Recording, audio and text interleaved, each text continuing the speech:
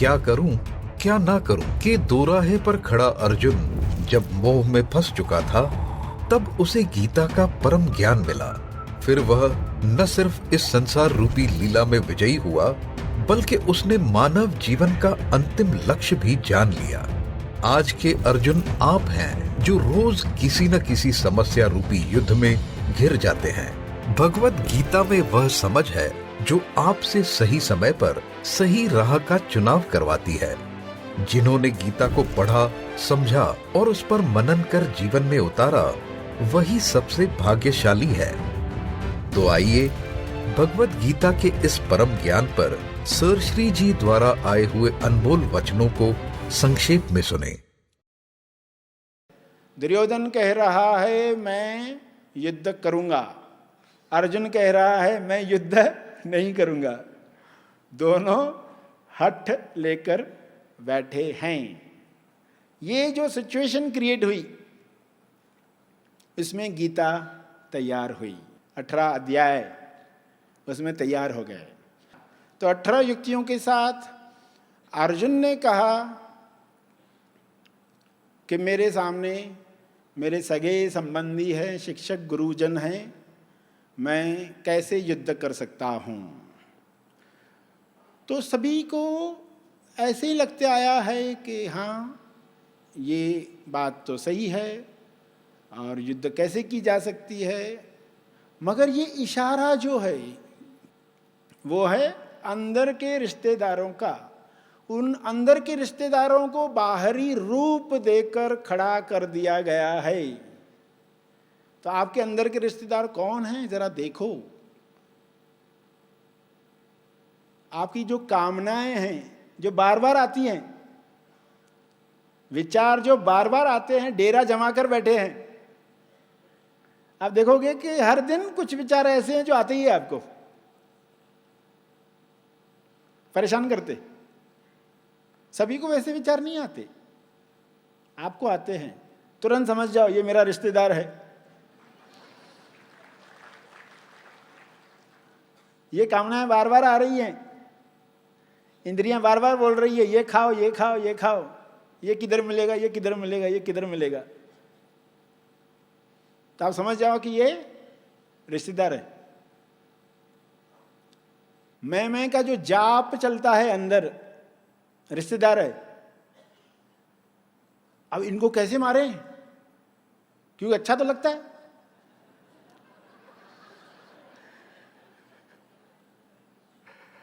अर्जुन बोल रहा कैसे मारूं, अपने ही लोग हैं, अपने फैमिली के लोग हैं, आपके ही विचार। आप बोले मेरे विचार है, ये कैसे गलत हो सकते। मैं जो सोच रहा हूं कि भला करके कुछ फायदा नहीं होता, बार बार ये विचार आता है। लोग मेरी वैल्यू नहीं करते, मुझे आदर नहीं देते, तो मैं तो सही हूं ना। मगर ये रिश्तेदार है जिसको मारने के लिए कृष्ण कह रहे हैं कि धनुष उठा, नीचे रख क्यों दिया। तो ये आंतरिक अर्थ है। गीता को आंतरिक अर्थ से लेंगे तो उसका लाभ मिलेगा। वरना लोग बाहरी स्टोरीज पर सवाल पूछ पूछ कर सिद्ध करते रहते हैं कि कौन सही कौन गलत, और कोई सिद्ध कर पाता नहीं है, क्योंकि दोनों तरफ तर्क हैं। और अर्जुन भी तर्क दे रहा है, अर्जुन भी खोजी की तरह ही है। अर्जुन भी एक ऐसा इंसान है जो तर्क में फंसता है, क्योंकि मुझे ही आने वाला विचार, मेरे अंदर जो छुप छुप कर चुगली करने की आदत है, ये मेरा रिश्तेदार हो सकता है, मालूम ही नहीं है। और कृष्ण कह रहे इसको मार, ये चुगली करके कुछ होने वाला नहीं है, इसको बचाकर कुछ होने वाला नहीं है। तुम्हारी ये कामना है। जो रिपीटेडली विचार आपको आ रहे हैं, कुछ वृत्तियों के, कुछ विकारों के, जो विचार बार बार, यानी डेरा जमा कर बैठे हैं। तो रिश्तेदार यानी क्या, जो आपके साथ डेरा जमा कर बैठे हैं। और अर्जुन को कहा जा रहा है इनको समाप्त करो। और अंदर क्या किया गया है? मन को गुरु बनाया गया है, मन को गुरु बनाया गया है। और कृष्ण कह रहे हैं इसको भी मार। अर्जुन कह रहा है लॉजिकली, अरे मेरे गुरुजन हैं, मेरे शिक्षक हैं, मेरे दादा ताऊ फूफा जीजा साला, मैं कैसे मारूं? और कृष्ण कह रहे हैं कि तू उनको मार। तो अर्जुन का इकरार और अर्जुन का इनकार, दोनों में क्या होने वाला है? अगर वो युद्ध करने से इनकार करता है तो 1,00,000 लोग मरेंगे, और इकरार करता है, इनकार करता है, इकरार करता, दोनों केस में क्या होगा? छोड़ के चला जाता है, करोड़ों मरेंगे और आगे भी मरते रहेंगे। और अर्जुन मान जाता है, इकरार करता है, तो मरेंगे लोग, तब भी लाखों मरेंगे, मगर आगे नहीं मरेंगे। महान युग का निर्माण होने वाला है, वो कृष्ण देख रहे हैं। तो वो डिसीजन हिंसा का है कि अहिंसा का है? आपके एक बटन दबाने से, एक बटन दबाएंगे तो 1,00,000 मरेंगे, ये बटन दबाएंगे तो 1 करोड़ मरेंगे, और आपको एक बटन दबाना ही है। सिचुएशन ऐसी आ गई है, कौन सा बटन दबाओगे? ऐसी एक सीन क्रिएट हो गई है। जब तक ये बटन दबाने वाली स्थिति नहीं आती तब तक बहुत प्रयास किए गए, युद्ध न हो न हो। अब वो सिचुएशन आ गई है और अर्जुन बोल रहा है नहीं, और उसको दिख नहीं रहा है कि मेरे ये इनकार से करोड़ों मरने वाले हैं, आगे भी मरते रहने वाले हैं।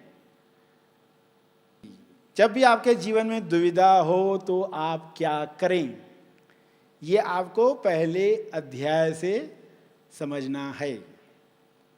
असमंजस में है अर्जुन कि वो युद्ध में सारे दुश्मनों को देख रहा है, एक को छोड़कर, एक ही दुश्मन उसको नहीं दिख रहा है। और आप भी ये गलती करते हो कई बार, आप समस्या को देखते हो, उसमें समस्या का एक हिस्सा नहीं देखते हो, इसलिए समस्या को सॉल्व करना डिफिकल्ट होता है। तो अर्जुन के सामने सारे दुश्मन हैं, मगर एक ही दुश्मन छुपा हुआ है, वो है खुद अर्जुन।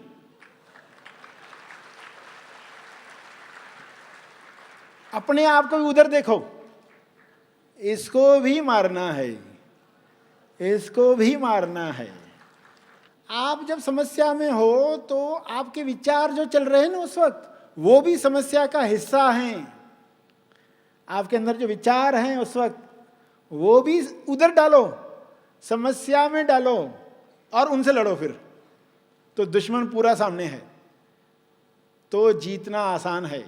अर्जुन खुद को नहीं देख रहा था उधर, और कृष्ण ने वही दिखाया उसको कि तुम्हारा मोह वहां है, दुश्मनों में है। आपको जीत प्राप्त करनी है, पहले तो इस पर जीत प्राप्त करनी होगी, तो ही जीत की बात की जा सकती है। जीतने के लिए मत खेलो, खेलने के लिए जीतो। जीतने के लिए मत खेलो।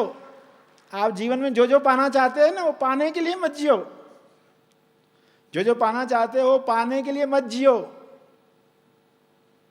जियोगे पालोगे, जियोगे पालोगे। खेलने के लिए जीतो। खेलना है ना, तो कुछ हमने रखा है, यहां यहां बॉल लेकर जाना, ये गोल है। मैंने खेलना है, कर्म जो भी करना है खेलना है। जियोगे तो पालोगे, पाने के लिए जियोगे तो असमंजस, दुविधा आती रहेगी। तो ये दिख नहीं रहा है अर्जुन को कि मैं भी उधर ही हूं, और जितनी तकलीफ मुझे अभी महसूस हो रही है उससे डबल तकलीफ होने वाली है अगर मैं युद्ध का मैदान छोड़कर गया। जब लोग गीता पढ़ते हैं तो ऐसी युक्ति है इसके अंदर, पकड़ नहीं पाते। खाली अर्जुन विषाद योग पहला अध्याय अर्जुन विषाद योग, मगर योग कहा, विषाद के बाद योग कहा। इसका अर्थ वो विषाद मामूली विषाद नहीं है। आपको निराशा आई है, आपको डिप्रेशन आया है, आपको बीमारी आई है, उसके साथ योग जोड़ो तो मामूली नहीं रहेगा। आपकी निराशा भी योग बन जाएगी, जैसे बुद्ध की निराशा योग बन गई। आपको डिप्रेशन आया है तो निराशा योग में मैं हूं। निराशा योग यानी ये मुझे मुक्त करने के लिए आया है, ये निराशा मुझे मुक्त करने के लिए आई है, ये योग है। देखो योग का कितना खूबसूरत अर्थ, निराशा योग, अर्जुन विषाद योग, क्योंकि ये अब महान गीता को प्रकट करने वाला है।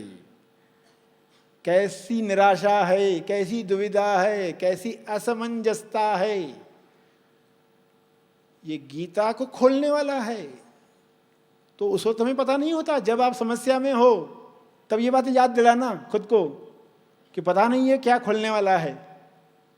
खुलने दो, आने दो। तो ये जो समझ हमें पहले अध्याय से पकड़नी है, फिर कृष्ण उसे गीता का सार देने वाले हैं। तेज ज्ञान के प्रकाश में संपूर्ण भगवत गीता, जीवन की 18 युक्तियां। इस पुस्तक द्वारा भगवत गीता के 18 अध्यायों की समझ को आत्मसात करें और गीता के परम ज्ञान को जीवन में उतारकर अपने जीवन को सफल बनाएं। आप अपने जीवन के कुरुक्षेत्र में हर असुर यानी वृत्तियों को मारकर अर्जुन की तरह विजयी हो और परम ज्ञान भी प्राप्त करें। इसी शुभकामना के साथ यह संपूर्ण भगवत गीता ग्रंथ आपकी सेवा में उपलब्ध है। आपकी सुविधा के लिए यह पुस्तक ई बुक के रूप में प्रकाशित की गई है, ताकि घर बैठे ही आप अनमोल समय का सदुपयोग करते हुए किसी भी डिवाइस पर आसानी से पढ़ सकें। इसके लिए आज ही हमारी वेबसाइट www.gethappythoughts.org को विजिट करें या डिस्क्रिप्शन में दी गई लिंक्स पर जाकर आप इस ई बुक को खरीद सकते हैं, या आप हमें 9011013210 पर संपर्क करें। धन्यवाद।